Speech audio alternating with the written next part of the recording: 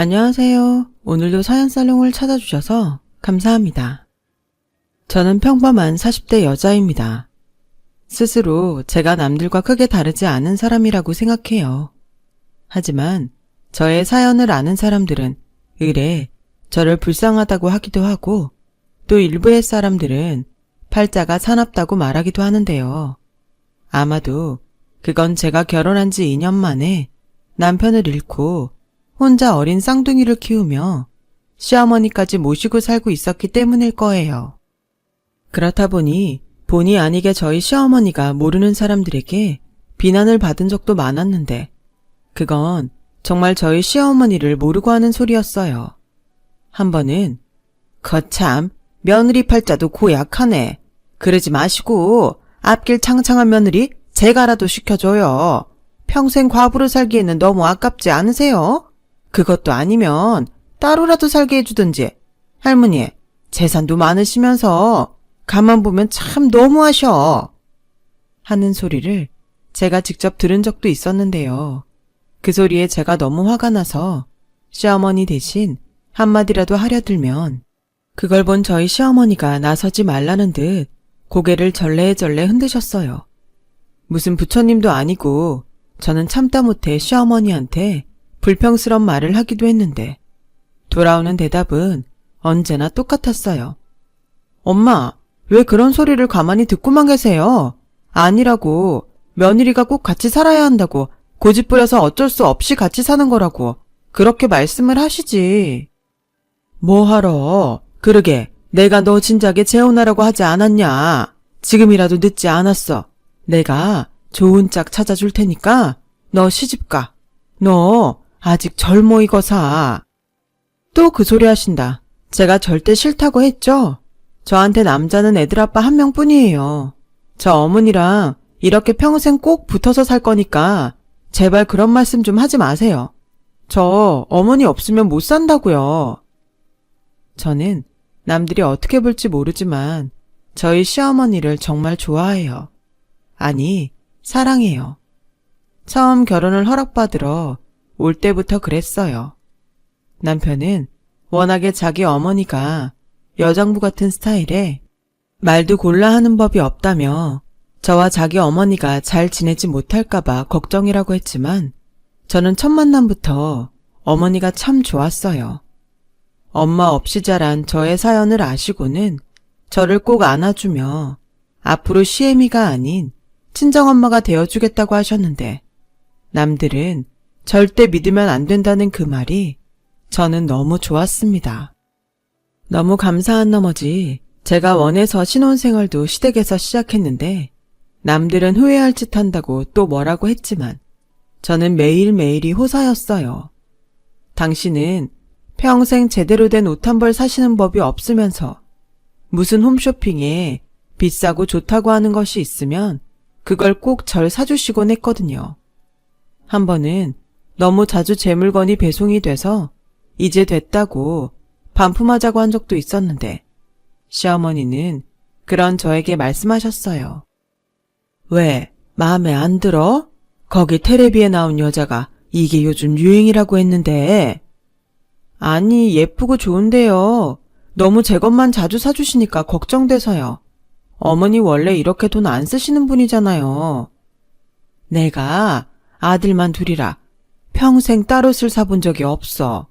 세상엔 참 예쁘고 고운 게 많은데 내가 너 아니면 그런 걸 언제 사보냐. 나는 요즘 네 거 살 때가 가장 신나고 재밌다. 그래도요. 잔말 말고 그냥 엄마가 사주면 고맙습니다 해. 아니지. 고맙다고 생각할 필요도 없어.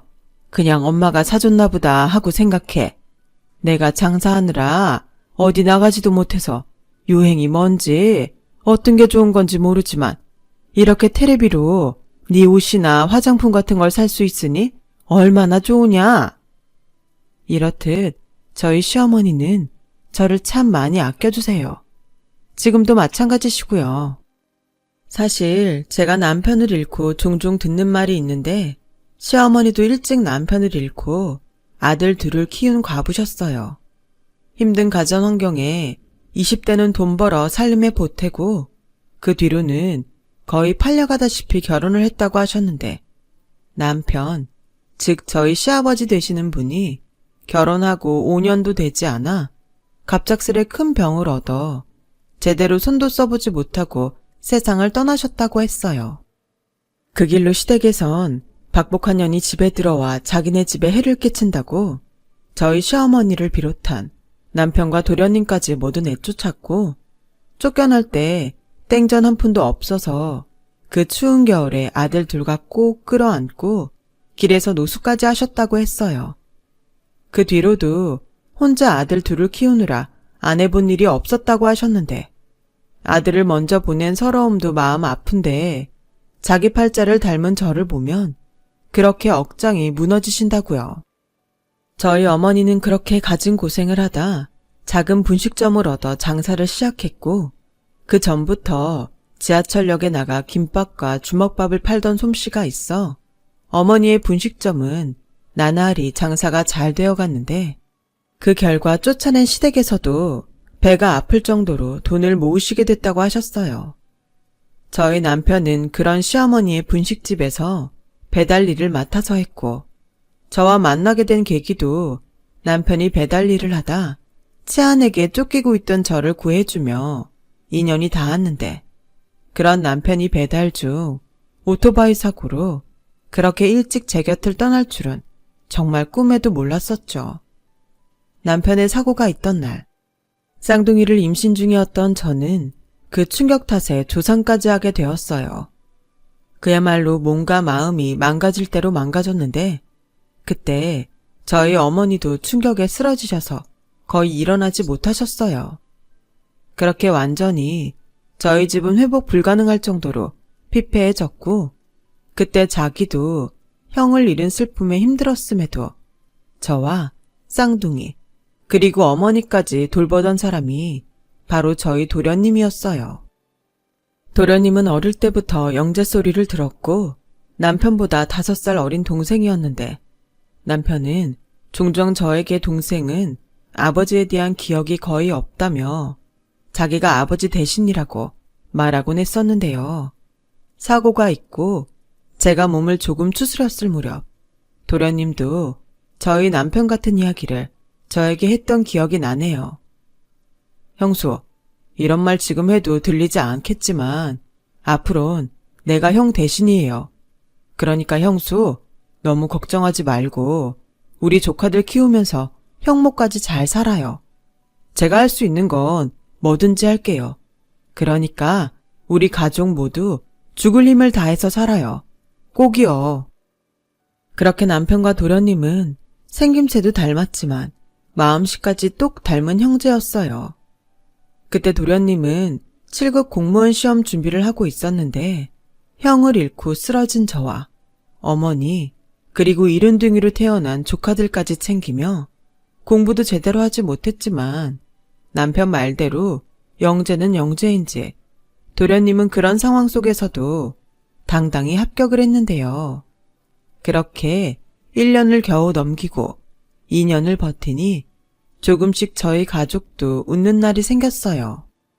무엇보다 공무원이 된 도련님이 5년 만에 결혼하고 싶은 여자가 있다며 집에 데려오겠다고 한 날은 마치 명절처럼 집안 분위기가 들썩였는데 저도 그렇고 저희 어머니까지 새 식구가 들어올지도 모른다는 설렘에 밤에 밤잠도 제대로 자지 못할 정도였어요. 하지만 기대가 너무 컸을까요? 아니면 도련님의 안목을 너무 믿었을까요? 그렇게 도련님과 함께 온 동서의 첫인상은 그다지 밝지는 않았는데 특히 저를 참 이상하게 쳐다봤어요. 그리고 나중에는 초면인데도 불구하고 이런 질문까지 했었는데요. 형님? 형님이라고 부르는 게 맞죠? 아직은 호칭이 어색해서. 근데 제가 듣기로는 결혼 2년 만에 아주버님이 돌아가셨다고 하던데 지금 여기서 사신 지는 얼마나 되신 거예요? 한 7년, 8년 정도 된 것 같은데 왜요? 아니, 좀 이상해서요. 그럼 남편이랑 살았던 시간보다 훨씬 오래 여기 사시는 건데 불편하지 않으세요? 뭐가 불편해요? 그렇잖아요. 남편하고 얼마나 살았다고 시어머니까지 여태 모시고 사냐고요. 우재 씨한테 들었을 때도 이상하다고 생각했는데 형님은 자신을 잘 모르시나 봐요. 평소에 둔하신 편이죠? 아니면 다른 목적이 있으신가? 그게 무슨, 그런 소리는 처음 들어요. 나는 목적 같은 거 없고 그저 이젠 어머니를 친정 엄마라고 생각하고 사는 것 뿐이에요. 그리고 모신다고 말하기는 좀 그런 게 제가 거의 신세지고 사는 거라 아마 엄마 안 계셨으면 남편 보내고 애들이랑 이렇게 못 살았을 거예요. 물론 도련님 도움도 엄청 받았고요. 아, 그 얘기도 들어서 알아요. 근데요, 저는 좀 이상해요. 아들은 하나인데 며느리가 둘이라니 남들 보기에 좀 이상하지 않을까요? 저도 이렇게 이상한데 듣자 하니 어머니 재산도 좀 있으시다고 하던데 혹시 맏며느리라 그거 탐나서 계시는 건 아니죠? 저는 아닌데 남들이 오해할까 봐요. 정말 가족이 될지 어떨지는 모르겠지만 지금 그쪽이 하는 말이 얼마나 예의 없는 건지는 알았으면 좋겠네요. 결혼하면 내가 손윗사람이 되는 건데 나한테 둔하다고 할 게 아니라 본인 서열 생각을 좀 하고 말해요. 그리고 미리 말하지만 난 엄마가 좋아서 여기 있는 거지 딴 생각은 없어요. 저는 솔직해도 너무 솔직한 동서의 말에 그만 정색하고 말았어요. 사실 저라고 그런 생각을 안 한 건 아니었거든요. 남편도 없이 어머니에게 신세를 지고 사는데 어떻게 죄송하지 않을 수가 있겠어요. 하지만 저는 정말로 저희 시어머니를 저희 친엄마처럼 사랑하고 좋아하기에 남들이 제가 분명 저희 시어머니에게 바라는 것이 있어서 붙어있는 거라고 떠드는 것도 모르는 척하고 있었는데 동서가 될지 모르는 사람에게까지 그런 소리를 듣게 되니 불쾌하지 않았다면 거짓말이었어요. 게다가 표현하지 못했지만 저 스스로도 마음 한켠에는 남편도 없이 시댁에 빌붙어 사는 제가 염치 없다는 생각을 하기도 했고 실제로도 저희 시어머니가 남편의 49제 다음 날 저에게 통장 하나를 건네시며 아이들도 두고 이 집에서 나가서 새 출발을 하라고 하셨는데 제가 싫다고 못 나간다고 버텼어요. 그렇다 보니 제가 시어머니에게 짐이 되는 건 아닐까? 라는 생각을 아주 가끔 한 적이 있었는데요. 동서가 그날 그 얘기를 하니 저도 모르게 뜨끔하기도 했었죠. 하지만 저를 뺀 시어머니와 도련님은 동서를 참 예뻐했고 거기에 대고 제가 동서가 무례한 사람 같아 싫다는 소리를 할 수는 없었는데요. 그렇게 동서와 도련님은 빠르게 결혼 준비에 들어갔어요. 예정보다 더 일찍 결혼식을 올리게 됐는데 그 이유는 동서가 결혼 준비 중에 임신을 했기 때문이었어요. 그래서 저희 시어머니는 둘째 며느리가 들어오는 것도 반가운데 손주까지 생기니 더할 나위 없이 기뻐하셨죠. 저도 사람이 착해 먹진 않았는지 그 뒤로는 이상하게 저와 쌍둥이 아이들보다 동서와 동서가 낳은 아이가 시어머니에게 더 사랑받지 않을까 하는 걱정도 들기 시작했어요. 그러는 중 동서는 결혼 후 7달 만에 아들을 출산했죠. 도련님도 시어머님도 참 기뻐하셨는데 아들을 낳은 동서는 유독 저한테만 기가 살아 저를 무시하더라고요. 한 번은 이런 말까지 했는데요. 형님, 제가 아들 낳아서 배 아프죠? 아무리 맏며느리면 뭐예요? 장남도 없는데. 그럼 어머님 재산은 장손인 우리 아들이 받는 게 맞죠? 그러니 형님은 괜한 욕심 갖지 마시고 지금처럼 겸손하게 사세요. 저 나중에 재산 가지고 형님이랑 싸우기 진짜 싫거든요. 그때 가서 제가 모른 척하지는 않을 테니까 지금부터 아예 마음 비우고 사세요. 아셨죠? 그러게 재혼을 하시지. 미련하게 뭐하러 지금까지 그러고 살아요. 동서, 말 다 했어? 난 전에도 말했지만 재산 욕심 그런 거 없어. 근데 동서가 자꾸 선을 넘으니 내가 가만두고 볼 수는 없네. 나도 동서랑 싸우는 거 싫은데 계속 이렇게 시비 걸면 동서가 싫어하는 것만 내가 골라서 해줄 테니 어디 계속해봐. 아무리 동서가 아들 낳고 도련님도 있지만 내가 엄마랑 산 세월이 만만치는 않을 거야. 그건 동서도 알지? 제가 그렇게 말하자 동서는 입을 삐죽거리며 꿀먹은 벙어리가 됐는데 그 일로 삐쳐서 저하고는 말도 하지 않게 되었어요. 그리고 조카 아이가 돌이 조금 지났을 무렵 시어머니는 저를 불러 앉혀놓고 뜬금없이 어떤 남자의 사진을 보여주셨는데요. 제가 그 사진을 보며 영문을 몰라 하자 시어머니는 조심스럽게 입을 떼기 시작하셨어요. 어떠냐? 그 남자가 글쎄 치과 의사란다. 결혼을 한번 하긴 했는데 여자가 바람이 나서 도망을 갔대. 애는 없다고 하더라. 사람이 참 선하고 예의도 바르던데 너 보기엔 어떠니? 글쎄요. 사진만 봐서는 잘 모르겠는데. 근데 엄마, 그런 걸 저한테 왜 물으세요? 그야 네 짝으로 좋을 것 같아서. 엄마, 저 싫다고 말씀드렸는데요. 저한테 남자는 애들 아빠 한 명이라고 했던 말. 벌써 잊으셨어요? 아니, 언제 이렇게 사진까지 준비하시고. 저 진짜 서운해요. 이거사, 나도 이제 늙었잖아. 내가 눈 감을 때 너 서방도 없이 이러고 살 거 생각하면 제대로 눈이나 감고 죽겠니? 무슨 그런 말을. 엄마 계속 그러시면 저 정말 애들 아빠 따라갈 거예요. 그 꼴 보고 싶으세요? 시애미한테 못하는 소리가 없다. 우재도 장가가서 잘 사는데. 그럼 너만 이렇게 궁상맞게 애들이나 키우면서 살래? 그러지 말고 딱 3번만 만나봐. 남자가 직업도 좋고 성품도 좋은데 잘만 되면 너도 다시 사랑받을 수 있지 않니? 무슨 시어머니가 그래요. 저 엄마 아들 여자예요. 그런 저를 딴 남자한테 보내려고 하시는 거예요? 그래, 난 내 아들 그렇게 가고 나서 그냥 널 딸로 생각하기로 했다. 나는 내 딸이 꽃다운 젊은 나이 이렇게 아깝게 보내게 하고 싶지 않아. 내가 살면 얼마나 살겠니? 너 나 없으면 그땐 어쩔래? 그러지 말고 시집 가.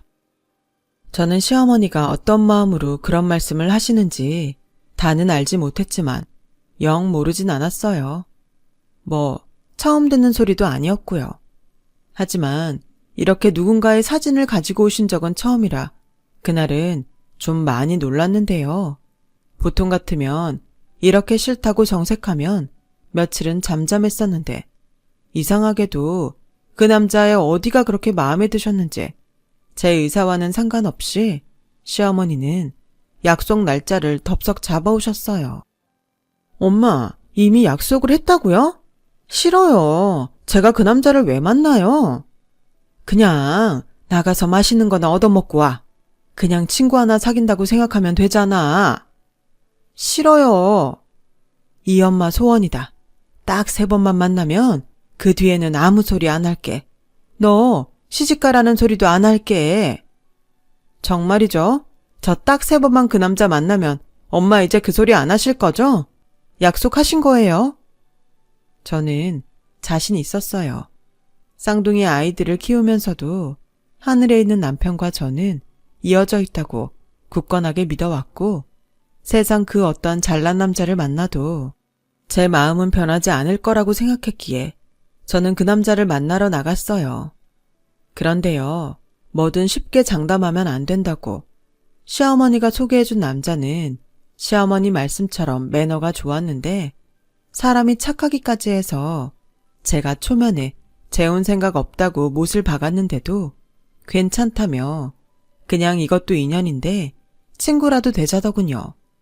저를 편안하게 해줬어요. 그렇게 1번, 2번, 3번을 만났는데 사람이 싫지 않았어요. 은근 시어머니는 어떤 진전이라도 있길 바라시고 도련님까지 나서서 좋은 사람 같으니 진지하게 생각해보라고 하는데 말은 그럴 일 없다고 했지만 사실 마음은 조금 흔들렸어요. 그도 그럴 게 이 남자가 이젠 마지막이다 하고 만났을 때 이런 말을 했었는데 저는 만약에, 그러니까 정말 만약이요. 미정 씨와 결혼하게 된다면 지금 미정 씨가 모시는 시어머니를 장모님처럼 생각할 겁니다. 지금처럼 모시고서라도 저는 좋아요. 미정 씨가 그렇게나 챙기시는 분인데 제가 평생 챙겨드려야죠. 쌍둥이들한테도 아빠의 빈자리를 제가 꼭 채워주고 싶어요. 그 말이 집에 오는 내내 제 귓가에 맴돌았어요.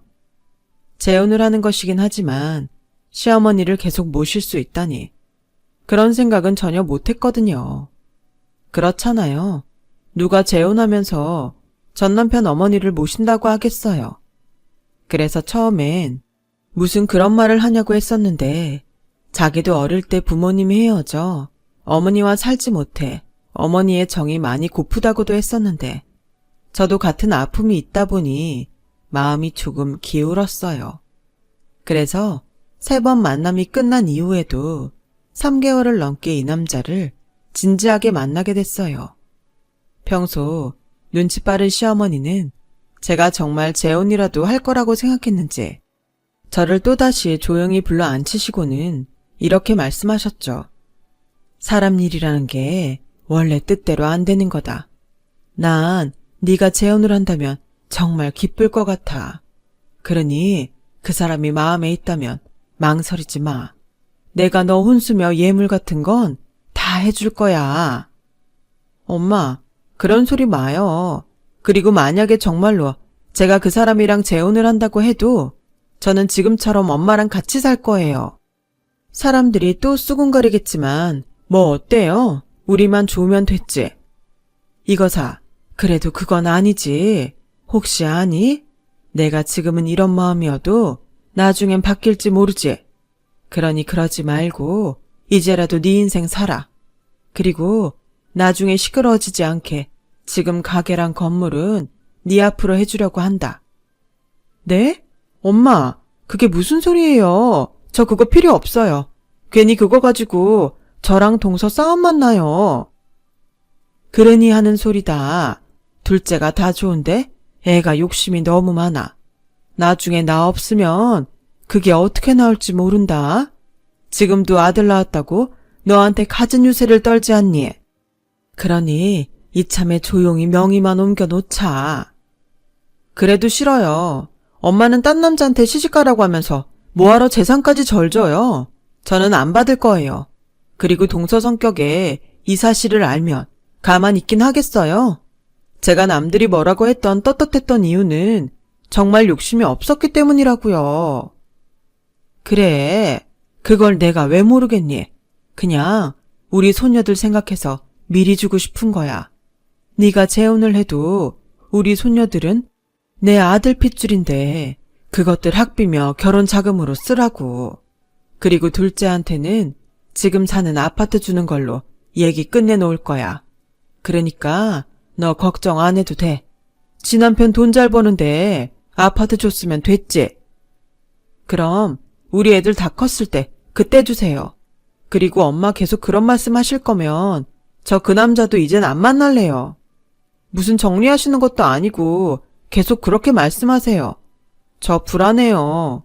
그러니까 재혼이고 뭐고 다 없던 걸로 하고 저 그냥 늙어 죽을 때까지 엄마랑 같이 살래요. 아유, 이거사, 내가 시간이 없어서 그래. 그때였어요.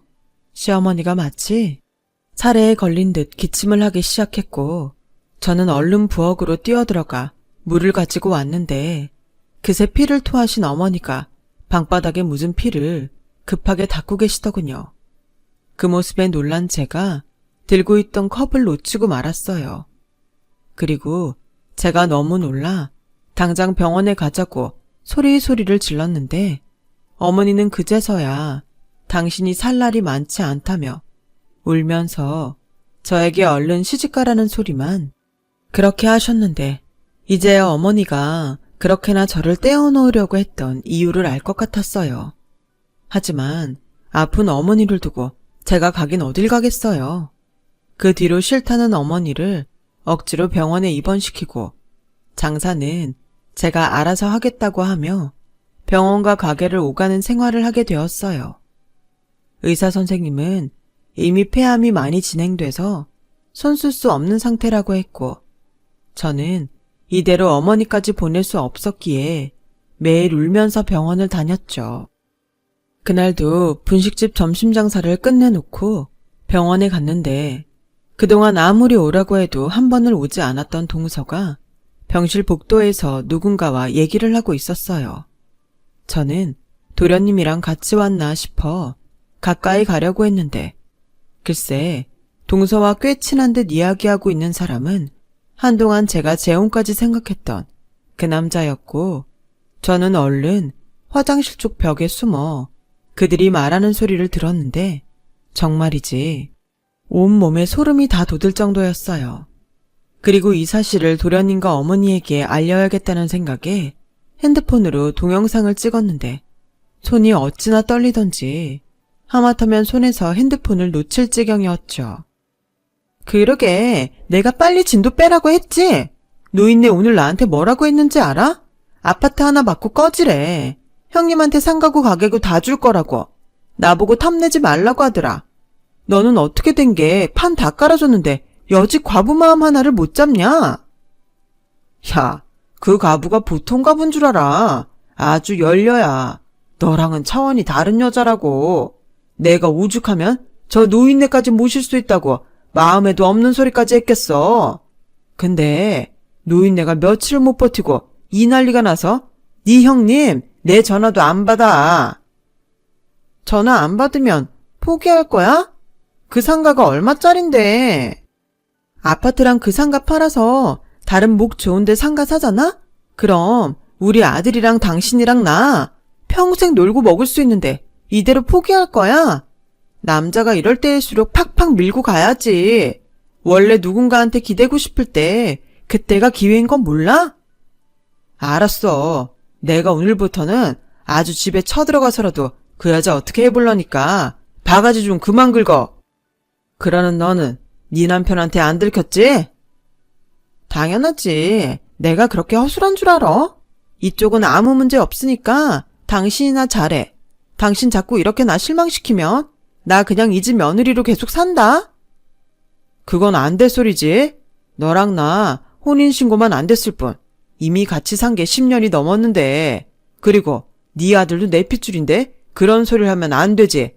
빨리 여기 일 정리해서 얼른 뜨자. 나만 믿고 기다려. 세상에나 아무리 돈에 눈이 멀었어도 그렇지 저는 동서와 그 남자를 도저히 용서할 수 없었어요. 그래서 아직도 팔다리가 후들거리는데도 그 길로 도련님을 찾아갔고 떨리는 손으로 동영상을 찍은 핸드폰을 내밀었는데 도련님도 충격이 컸어요. 일어서는데 다리에 힘이 풀렸는지 다시 주저앉더라고요. 그리고 이 사실을 어머니에게 어떻게 알릴지 행여 어머니가 충격으로 병세가 더 악화된 건 아닌지 걱정이 이만저만이 아니었는데요. 소름 끼치게 한때는 참 좋은 남자라고 생각했던 그 벼락 맞을 놈이 저희 집 앞에서 기다리고 있는 거 있죠. 미선씨, 요즘 도통 연락도 안 되고 해서 걱정이 돼서 찾아왔어요. 혹시 무슨 일 있어요? 얼굴색도 안 좋네. 네, 일이 정말 많았어요. 친엄마처럼 따르는 어머님이 쓰러지셨어요. 그리고 제가 어떤 사기꾼 논팽이를 만났는데 아주 정신이 없네요. 뭐라고요? 사기꾼이요? 어딨어요? 어쩌다가요? 그래서 그놈 어딨어요? 내가 아주 아작을 내버려야지. 그래요?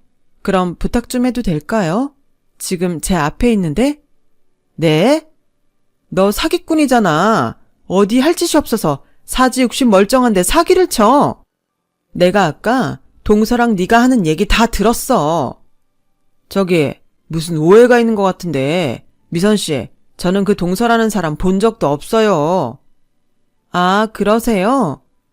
저는 가방에서 핸드폰을 꺼내 그놈 얼굴에 갖다 보여줬어요. 그러자 사색이 된 그놈은 눈동자를 굴리며 빠져나갈 궁리를 하는 것 같았는데 그리고 제가 들고 있는 가방으로 그놈 머리를 사정없이 내리쳤네요. 그리고 똑똑히 들어. 그리고 가서 동서, 아니지, 네 마누라한테 전해. 니들 계획 이미 다 뽀록났다고. 도련님은 물론이고 이미 경찰서에 신고도 끝났어. 그러니까 지금 당장 도망가도 니들 발 뻗고 살기는 글렀다는 거야. 우리 어머님이 그 재산 모으시려고 얼마나 고생했는데 니까지 것들이 그걸로 봐? 세상이 그렇게 쉬운 줄 알았어? 그리고 니네들이 생각하는 것처럼 우리 어머니 절대 돌아가시지 않을 거니까 꿈 깨. 이 천벌받을 놈. 하는 일 족족이 다 망해서 니 연놈 둘 다 신세 망칠 거야. 두고 봐. 저는 갖은 저주를 퍼붓고 집 안으로 들어왔어요. 그러자 초등학교에 다니고 있던 쌍둥이 애들이 놀라서 저에게 안겼는데 아마도 집 앞에서 시끌시끌한 소리를 모두 들은 눈치였어요. 엄마, 우리 할머니 돌아가셔? 아니야. 할머니 지금은 아프시지만 금방 나아서 집에 오실 거야. 엄마, 할머니 아파서 엄마한테 자꾸 시집가라고 한 거지? 그러신가 봐. 할머니가 엄마 엄청 생각하잖아. 근데 엄마는 절대 시집 안 갈 거야. 할머니랑 오래오래 행복하게 살 거니까. 이젠 걱정하지 말고 우리 할머니 빨리 나으시라고 기도하자. 우리 할머니 우리가 원하면 뭐든 다 들어주시잖아. 그래서 우리 둘이 할머니 빨리 나으시라고 편지 쓰고 있었어. 우리도 내일 학교 끝나면 엄마랑 같이 병원 가도 되지? 그럼 되지. 저는 그날 밤 쌍둥이 아이들을 재우고 조용히 어머니가 계신 병실로 갔어요. 워낙 잠기가 밝으신 분이라 제가 병실로 들어가자 어머니가 감은 눈을 뜨셨는데 그 모습을 보니 애써 강해지겠다고 다짐했던 마음이 한순간에 우르르 무너지고 말았는데 언제나처럼 어머님은 저에게 먼저 손을 내밀어 주셨어요. 아가, 너 무슨 일 있지? 너 무슨 일 있으면 꼭 그렇게 눈물이 그렁그렁해서 엄마를 보더라? 엄마, 죽지 마요. 소원이에요. 나는 아직도 엄마가 없다고 생각하면 하늘이 무너지고 땅이 꺼져요. 그러니까 꼭 살아요. 나 건물도 필요 없고 가게도 필요 없어요. 평생 엄마 병수발 들어도 좋으니까 그냥 이렇게 옆에만 있어줘요. 아유, 얘, 내 나이 벌써 70이다. 나도 내 남편이랑 내 아들 보고 싶어. 너 시집만 보내면 훌훌 떠날 수 있을 것 같은데. 시집 안 가요. 절대 안 가요. 나는 뭐 죽으면 내 남편 얼굴을 어떻게 보라고. 내가 시집 보냈다고 하면 되지. 꼴랑 그것밖에 못 산 지 잘못이지. 그래도 안 가요. 그러니까 엄마도 가지 마요. 할 수 있는 건 다 할 거예요. 엄마가 저 건물이랑 가게 준다고 했으니까 그 돈 다 털어 쓰더라도 엄마 절대 못 보내요. 예, 그 돈 다 병원비로 쓰면 그 다음은 이 나이 먹고 다시 일하라고? 제가 엄마 하나 책임 못 질까 봐요. 그러니까 엄마는 살 생각만 하세요. 집에서 우리 쌍둥이들이 할머니 언제 오냐고 기다려요. 아휴, 내 똥강아지들 너무 보고 싶다. 진짜 너무 보고 싶다. 그날 새벽 저는 끝내 동서 얘기는 하지 못했어요. 하지만 도련님은 동서와 살 수 없다며 이혼 소송을 진행했는데요. 동서는 끝까지 그 동영상이 제가 만든 조작이라며 말도 안 되는 억지를 부렸고 제가 어머니 병실에 있던 그 시각 집에서 돈 될 만한 것은 죄다 가지고 집을 나갔다더라고요. 이미 사기죄로 경찰에 신고가 되어 있어서 동서의 도주는 일주일도 되지 않아 끝이 났어요. 결국 경찰서에서 다시 보게 된 연놈은 사는 것이 힘들어 그랬다며 저와 도련님에게 무릎을 꿇고 싹싹 빌었지만 저보다 도련님의 상처는 가늠할 수조차 없어 보였죠. 그냥 욕심만 좀 많은 사람이라고 생각했어요. 형수, 그동안 저 사람 때문에 힘드셨죠? 솔직히 저 사람이 형수 무시하는 거 알고 있었는데 모른 척 했어요. 죄송해요. 제가 형 대신이라고 했는데 형수 볼 낯이 없네요. 아니에요. 사람이 작정하고 덤비는데 당해낼 재간이 있나요? 그리고 이미 저는 차고 넘치게 도련님한테 받았어요. 저 그이 사고 난 날 도련님 없었으면 지금 저 이렇게 못 살았어요. 그래서 아무리 동서가 미웠어도 도련님만 행복하면 된다고 생각했는데 이렇게 돼서 저도 하늘이 원망스럽네요. 도련님도 많이 힘드시죠? 그때 처음으로 도련님은 제 앞에서 눈물을 보이더군요. 평소 워낙에 그런 모습은 보이려 하지 않는 성품이었는데 그때는 그럴 수조차 없었는지 두 손에 얼굴을 묻고 그렇게 울더라고요. 결국 도련님은 이혼을 했어요. 그리고 동서가 평생 정신적인 피해 보상과 위자료를 주는 조건으로 공증까지 받았어요. 그 돈을 언제 다 받을 수 있을지 형수인 저는 옆에서 보기가 참 안쓰럽기만 했어요. 그리고 전에는 수술조차 어렵다던 시어머니는 기적처럼 수술을 받고 항암 치료까지 받게 되었어요. 의사 선생님이 이런 치료가 가능한 것부터가 믿을 수 없는 일이라며 저희 어머니가 살고자 하는 의지가 강하시다고 말씀하셨고 나중에 동서의 사기 행각을 다 듣고는 아프신 분이 맞는지 모를 정도로 노발대발 하시더군요. 이대로는 새끼들 불안해서 못 죽는다며 그렇게 살 의지를 활활 태우셨어요. 그 결과 지금은 병원에서 퇴원하셨고 통원치료를 받으시며 몸속에 있는 암을 살살 달래며 살고 계신데요. 병원에서 퇴원하시는 날 뭐가 그렇게 급하다고 가장 먼저 하신 일이 건물 명의를 제 앞으로 돌려놓으신 거예요. 엄마는 진짜 고집불통이에요. 내가 언제 그 건물 달라고 했다고. 이러면 사람들이 그 건물 받으려고 제가 어머니랑 살았다고 뭐라고 한단 말이에요. 내가 내 자식 이뻐서 준다는데 지들이 왜 뭐라고 해. 그리고 나 네 소원대로 아주 오래 살 거니까 괜히 재산 가지고 이런저런 일 생기지 않게 하려고 그런다. 우재한테도 그 아파트 이미 줘버렸다. 이걸로 끝이야. 나 이제 빈털터리 할망구니까 너 나 버리면 안 된다. 버리긴요. 자식이 부모 버리는 거 봤어요? 저는요.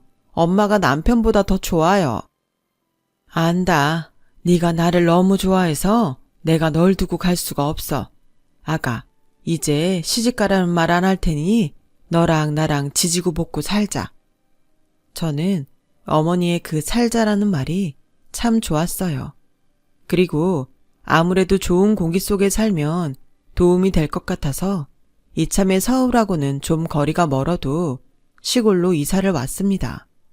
아이들도 자연 속에서 뛰어놀아 좋다고 하고 어머니도 이제사 고향으로 돌아온 것 같아 좋다고 하셨어요. 그 덕인지 3년이 지난 지금도 어머니 몸속에 있는 암세포는 더 이상 자라지도 전이가 되지도 않고 있어요.